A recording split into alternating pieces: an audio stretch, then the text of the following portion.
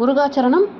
ஆனி மாத அமாவாசை திதி எந்த அன்னைக்கு வருது, எந்த திதி நாளில் வருது, எத்தனை நாள் திதி இருக்குது, அதனுடைய அதாவது தர்ப்பணம் செய்ய வேண்டிய நேரம் என்ன, படையல் போட வேண்டிய நேரம், இந்த ஆனி மாத அமாவாசையினுடைய முக்கியத்துவம், இது எல்லாத்தையும் தான் நம்ம இந்த பதிவில் பார்க்க போகிறோம்.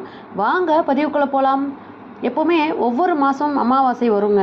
சில மாதத்தில் வர அமாவாசை திதி ரொம்ப ரொம்ப சக்தி வாய்ந்த அமாவாசை அப்படின்னு சொல்லுவாங்க. அந்த வகையில் ஆனி அமாவாசைக்குரிய சிறப்புகள் எப்போ வருது, எந்த தேதியில் நம்ம திதி கொடுக்கணும், இந்த மாதிரியான விஷயங்கள் தான் நம்ம இந்த பதிவில் பார்க்க போகிறோம். அதாவது அடிப்படையில் பார்த்திங்க அப்படின்னா தமிழ் மாதத்தினுடைய 3வது மாதம்தான் இந்த ஆனி மாதம்.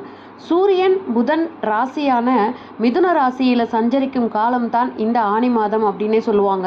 ஒவ்வொரு மாதமும் வரும் அமாவாசையும் வெவ்வேறு வகையில் முக்கியத்துவத்தை கொண்டிருக்கின்றது. அதே போல் ஆனி மாத அமாவாசை அப்படிங்கிறது தேவர்களுடைய பகல் காலமான உத்தராயண காலத்தில் வர்ற கடைசி அமாவாசைங்க. இது 2026ஆம் ஆண்டு ஆனி அமாவாசை ஜூலை 14ஆம் தேதி வருகின்றது. பூமியில் இருக்கிற மனுஷங்களுக்கு 24 மணி நேரம் பகல் இரவு இருக்கிறது போலவே தேவர்களுக்கு ஒரு ஆண்டு அப்படிங்கிறது ஒரு நாள் அப்படிங்கிற கணக்கில் 6 மாதம் பகலாகவும் 6 மாதம் இரவாகவும் இருக்குங்க. 6 மாத பகல் காலத்தை தான் நம்ம தை மாதத்துலேருந்து ஆனி மாதம் வரைக்கும் இருக்கிற இந்த காலகட்டத்தை சொல்கிறோம். 6 மாத காலம் இரவு காலம். ஆடி மாதத்திலிருந்து மார்கழி மாதம் வரைக்கும் இருக்கக்கூடிய அந்த காலகட்டத்தை நம்ம இரவு காலம் அப்படின்னு சொல்கிறோம். அதாவது தேவர்களின் பகல் காலமான உத்தராயண புண்ணிய காலம் ஆனி மாதத்தோடு, அதாவது இந்த மாதத்தோடு முடிவடைகின்றது. ஆடி மாதத்தில் பித்ருக்கள் பூமிக்கு வரும் தக்ஷணாயன புண்ணிய காலம் அப்படின்னே சொல்லுவாங்க. இதை அப்படிப்பட்ட இந்த ஆனி மாத அமாவாசை செவ்வாய்க்கிழமை ஜூலை 14ஆம் தேதி அன்னைக்கு வருகின்றது. 30ஆம் தேதி அன்னைக்கு வருகின்றது. ஆனி அமாவாசை அதாவது திதி நாள் தொடங்கிறது பார்த்திங்க அப்படின்னா ஜூலை 13ஆம் தேதி மாலை 6:52 இந்த அமாவாசை திதியானது ஆரம்பித்து ஜூலை 14ஆம் தேதி மாலை 4:33 மணி வரை இந்த அமாவாசை திதி இருக்கின்றது. ஆனி மாதம் திங்கட்கிழமை மாலை அமாவாசை திதி தொடங்குகின்றது. அடுத்த நாள் செவ்வாய்க்கிழமை மாலை 4:33க்கு முடிவடைகின்றது. உதயாதி நாழிகையினுடைய அடிப்படையில் பார்த்திங்க அப்படின்னா அமாவாசை திதி கொடுக்குற நேரம் செவ்வாய்க்கிழமை அன்னைக்கு அனுஷ்டிக்கப்படுகின்றது. அதாவது செவ்வாய்க்கிழமை பகல் 12 மணிக்குள்ளே நம்ம தர்ப்பணம் கொடுத்துடணும்.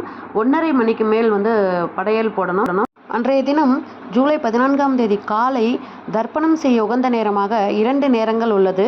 அதை நான் உங்களுக்கு இப்போ சொல்கிறேன். காலை 7:45லிருந்து 8:45க்குள்ளே ஒரு டைமும், அடுத்தது 10:45லிருந்து 11:45க்குள்ளாக இன்னொரு டைமும் இருக்கின்றது. இந்த நேரத்தில் நீங்கள் முன்னோர் தர்ப்பணம் செய்து கொள்ளலாம்.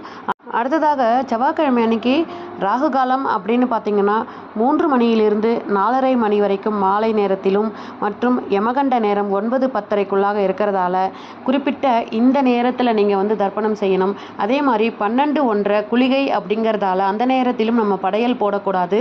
அதனால் 1:30 மணிக்கு மேல் படையல் போட்டு நீங்கள் முன்னோர்களுக்கு வேண்டிய அந்த பரிகாரத்தை செய்து கொள்ளலாம். அன்றைய தினத்தில் முன்னோர்களது படையலில் கண்டிப்பாக நீங்கள் பூசணிக்காய், வாழைக்காய், ஒரு கீரை வகைகள் இதையெல்லாம் நம்ம சேர்க்கணும். அன்றைய தினம் மாலையில் சிவபெருமானின் ஆலயத்திற்கு சென்று நெய் தீபம் ஏற்றி வழிபட வேண்டும்.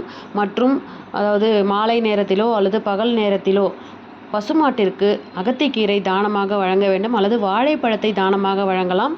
அன்றைய தினம் முன்னோர்களுக்கு படையல் விட்டதுக்கப்புறமா காக்கைக்கு உணவளித்து விட்டு நீங்கள் அங்கே கொஞ்சம் பாத்திரத்தில் தண்ணி கண்டிப்பாக வைங்க அன்றைக்கு காலையில்.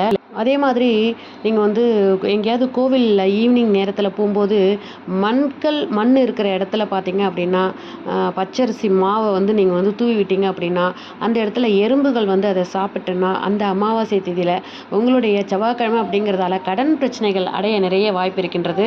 அன்றைய தினம் உங்களது முன்னோர்களை நினைத்து குறைந்தது 2 பேருக்காவது உணவு தானம் செய்யுங்கள். இதன் மூலம் உங்களுடைய பித்ருக்கள் மனம் மகிழ்ந்து உங்களுக்கு ஆசீர்வாதங்களை வழங்குவார்கள். இது போன்ற ஆன்மீக தகவல்களை பெற நம்ம சேனலை உடனே சப்ஸ்கிரைப் பண்ணி சப்போர்ட் பண்ணுங்கள். மேலும் இந்த பதிவு பிடிச்சிருந்ததுன்னா இந்த பதிவுக்கு ஒரு லைக் கொடுத்துட்டு உங்களுடைய ஃப்ரெண்ட்ஸ் அண்ட் ஃபேமிலிக்கு ஷேர் பண்ணி பாருங்கள். மீண்டும் அடுத்த பதிவில் சந்திக்கிறேன். நன்றி, வணக்கம். வெற்றிவேல் முருகனுக்கு அரோகரா.